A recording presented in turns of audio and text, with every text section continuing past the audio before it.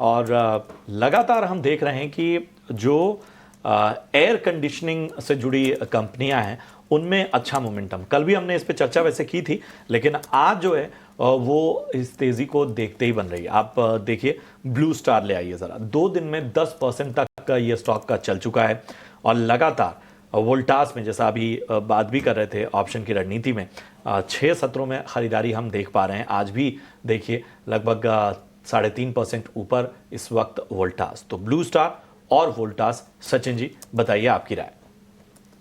प्रशांत जी, सबसे पहले यहाँ पर वो ब्लू स्टार पर ही बात करते हैं और प्रायर ट्रेडिंग सेशंस में वॉल्यूम के साथ में बाइंग आती हुई देखिए, एक छोटे सा consolidation around the level of 1950 के आसपास में हम फेस करते हुए दिख रहे थे।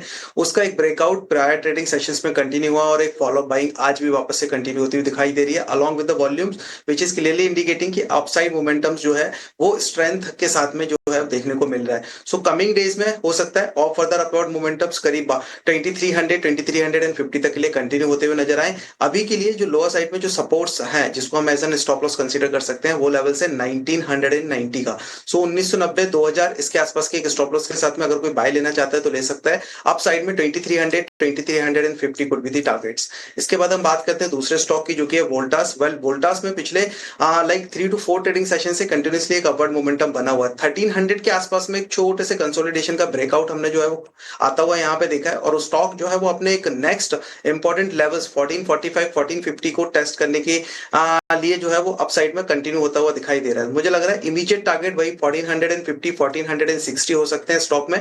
यहाँ पर भी बाइंग की सलाह रहेगी बिकॉज स्ट्रक्चर थोड़ा सा पॉजिटिव होता हुआ दिख रहा है। एंड लोअर साइड में अगर कोई बाइंग पोजीशंस करंट मार्केट से लेता है तो अपसाइड में पहला टारगेट तो जो है वो 1450, दूसरा टारगेट 1470 तक के लिए रहेगा। लोअर साइड में जो स्टॉप लॉसेस रहेंगे उसमें वो स्टॉप लॉस रहेगा 1350 का। सो 1350 के साथ में यहाँ पर भी बाइंग का मूड बनता हुआ नजर आ रहा है वोल्टास में। Upside potential 1450 1470।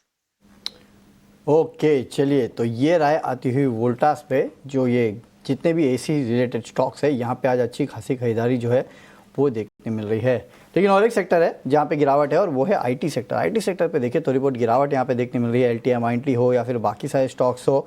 और खासकर अगर आप देखेंगे तो थोड़ा बहुत जो ग्लोबल इम्पैक्ट है वो इन स्टॉक्स में देखने मिल रहा है। सचिन जी, कोई आईटी स्टॉक आपको पसंद आ रहा है इस गिरावट में खरीदारी के मौके, या फिर अभी दूर रहें? वेल, वरुण जी, खरीदारी के मौके तो अभी नहीं है। मुझे लगता है थोड़ा दूर रहना चाहिए खरीदारी के लिए। इवन जिस तरीके के सेटअप्स हैं यहाँ पर और फर्दर वीकनेस कंटिन्यू होने की पॉसिबिलिटीज है। और एलटीआई माइंट्री की आप बात कर रहे हैं, उसी पर हम यहाँ पर फोकस करेंगे। और स्टॉक के अंदर एक इमीडिएट ब्रेकडाउन लेवल है, वो है करीब 4600 के आसपास में। स्टॉक प्राइसेस अगर 4600 के नीचे ब्रेक कर जाते हैं तो फिर पॉसिबली 4300 4200 तक के लिए भी ये मोमेंटम है लोअर साइड में वो कंटिन्यू होता हुआ नजर आ सकता है। इसके साथ साथ ही दूसरा स्टॉक जो है वो है इन्फोसिस। और इन्फोसिस में भी अगर हम देखें तो डेली चार्ट्स पर एक डबल टॉप पैटर्न्स के ब्रेकडाउन आते हुए नजर आए हैं। और वो ब्रेकडाउन आने के बाद में स्टॉक जो है वो लाइक अराउंड 1720 के आसपास के वो लेवल्स थे, उसके नीचे ही स्टॉक पिछले 2 दिन से मूव करता हुआ दिखाई दे रहा है। तो जिस तरीके से ये ब्रेकडाउन है टॉप पर एक पैटर्न फॉर्म होने के बाद में, मुझे लगता है यहाँ पर भी और फर्दर वीकनेस एक्सटेंड हो सकती है। तो यहाँ पर बाइंग की सलाह नहीं रहेगी, बट ये शॉर्ट करके जरूर प्रॉफिट अर्न किए जा सकते हैं। अगर इन्फी में कोई शॉर्ट पोजीशंस बन लेता है तो लोअर साइड में जो टारगेट्स होंगे वो 1640 एंड 1630 के रहेंगे। अप साइड में एक स्ट्रिक्टली एक स्टॉप लॉस सजेस्ट करूंगा, वो रहेगा 1720 के ऊपर का। ओके, चलिए, तो ये राय आती हुई इन्फोसिस पे। इनफैक्ट आईटी काउंटर जो है इनकी आज अच्छी खासी पिटाई हो रही है।